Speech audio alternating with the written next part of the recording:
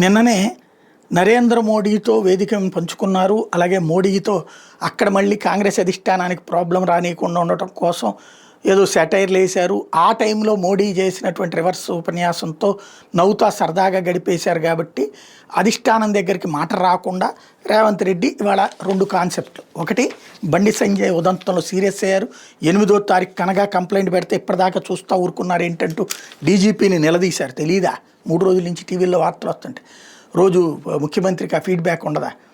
నిన్న అదే బండి సంజయ్తో ప్లాట్ఫామ్ కూడా పంచుకున్నారు కదా. కాబట్టి జస్ట్ అదొక డ్రామా చేశారు.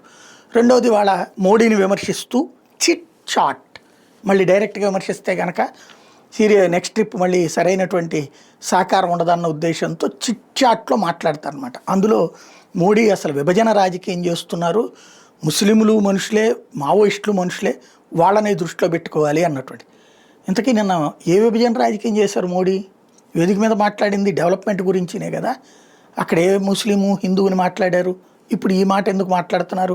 ఇవాళ విహెచ్ కూడా అదే మాట్లాడారు. అంటే మళ్ళీ ముస్లిం బుజ్జగింపు పతాక స్థాయికి తీసుకెళ్తారు. నిజమే, మావోయిస్టులు మనుషులే, ముస్లింలు మనుషులే, అందరూ కలిసి ఉండాలనే సమాజం కోరుకుంటుంది. కాకపోతే సమాజానికి అనుగుణంగా ఉండాలనుకుంటుంది, కానీ ఆ సమాజాన్ని లేపేయాలని కోరుకోరు కదా. ఆ సమాజంలోని విచ్ఛిన్నం చేయాలని కోరుకోరు కదా. ఆ సమాజంలోని విధ్వంసం చేయాలని కోరుకోరు కదా. ఆ సమాజంలోనే మత వివక్షను చూపెట్టాలని కోరుకోరు కదా. మరి హిందువులు మనుషులు కాదా? హిందువుల పట్ల ఎందుకు కాంగ్రెస్ పార్టీ అంత దుర్మార్గంగా ప్రవర్తిస్తోంది? హిందువుల మీద జరుగుతున్న దాడుల పట్ల ఎందుకు స్పందించదు? ఇది హిందువుల మీద జరిగే దాడుల విషయంలో ఎందుకు నిర్లిప్తంగా ఉంటుంది? చివరి నిన్నగాక మొన్న గుడిని కూల్చి పడేశారు, పురావస్థ గుడి, అదే తెలంగాణలో నోరు మీదపురం. మనం వెళ్ళి గుడికి వెళ్ళి దండం పెట్టుకుని బొట్టు పెట్టుకుని కొబ్బరికాయ కొడితే మేము హిందువులు అంటే, మరి ముస్లింలు కూడా వాళ్ళ మసీదుకి వెళ్తారు, వాళ్ళు పూజ చేసుకుంటారు, అంతవరకు వాళ్ళకి సంబంధించిన ప్రార్థన చేసుకుంటారు, అంతవరకు వదిలేయచ్చు కదా. వాళ్ళ విషయంలో రాజకీయంగా ఎందుకు ఇన్వాల్వ్ అవుతున్నాం అనేది ఒకసారి ఆత్మవిమర్శ చేసుకుంటే బెటర్.